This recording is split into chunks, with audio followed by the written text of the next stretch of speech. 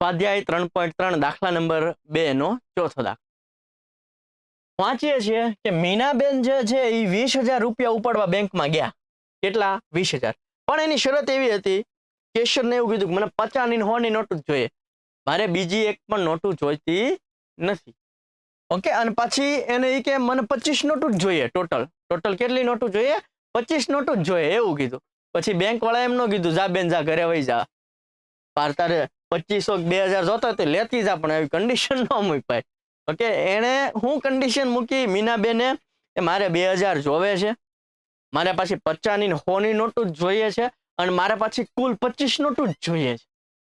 Okay, એટલે cashier ભાઈ દાખલા ગણવા માંડ્યા કે આપણે જોઈએ હવે આને કેટલું કેમનું દેવું. બરોબર છે? એટલે ટોટલ 25 નોટો જ જોતી. x + y = 25. બરોબર છે? 50 ની નોટ કેટલી? તો કે x. 100 ની નોટો કેટલી? તો કે y. બે ભેગી થઈને ટોટલ 25 નોટો જ જોતી, એટલે x + y = 25. સમીકરણ 1. જો અહીં લખ્યું હો, મીનાને કુલ 25 નોટો મળી હતી. x + y બરાબર કેટલા છે? 25. 50 રૂપિયાની અમુક નોટો જોતી ને 100 રૂપિયાની અમુક નોટો જોતી. 50 રૂપિયાની અમુક નોટો જોતી ને 100 રૂપિયાની અમુક નોટો જોતી. ટોટલ કેટલા રૂપિયા થયા? 2000. ટોટલ કેટલા રૂપિયા થયા? 2000. તો હવે આને આપણે આદેશની રીતે ગણીએ. ઓકે, તમને જે ઈઝી પડે એ ગમે એ રીતે તમે ગણી શકો છો. તો આના ઉપરથી x બરાબર જોતું હોય તો વત્તા y આ બાજુ જાય તો ઓછા y થઈ જશે. 25 ઓછા y. બરાબર છે ને? 25 ઓછા y થઈ ગયું.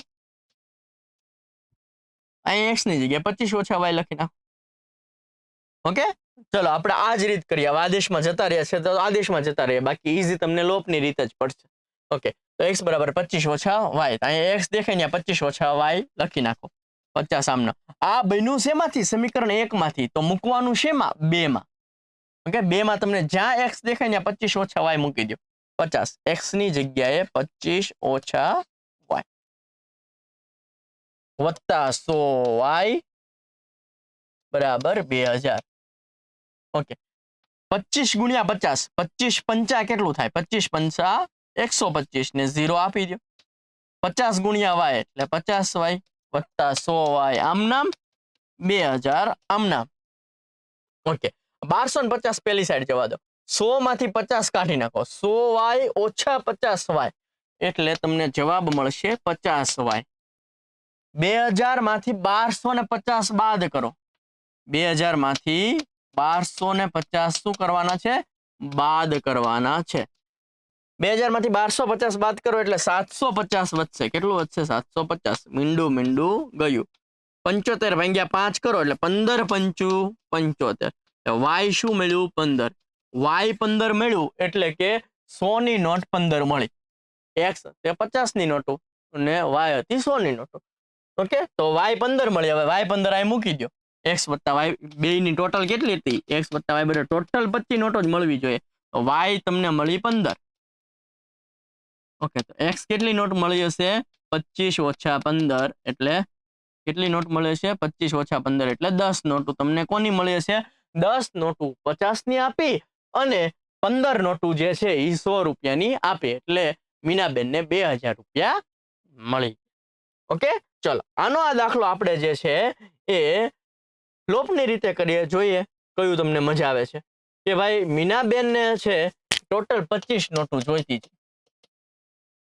ઓકે, 50 ની ને 100 ની. કોની જોતી હતી? 50 ની અને 100 ની. એટલે કે 50x વત્તા 100y બરાબર ટોટલ 2000 રૂપિયા એને જોતા હતા.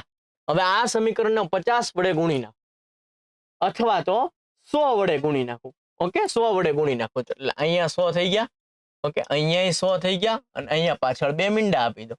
મીંડા 100 વડે ગુણવું ઈઝી પડે એટલા માટે. ઓકે, નિશાની બદલી નાખો. ઓછા ઓછા ઓછા આ ઉડી ગયા. 100 ઓછા 50 એટલે 50x. 2500 માંથી 2000 જાય એટલે કેટલા વધશે? 500. મીંડું મીંડું ગયું. 5 દાન 50. જો x બરાબર 10 આવ્યા.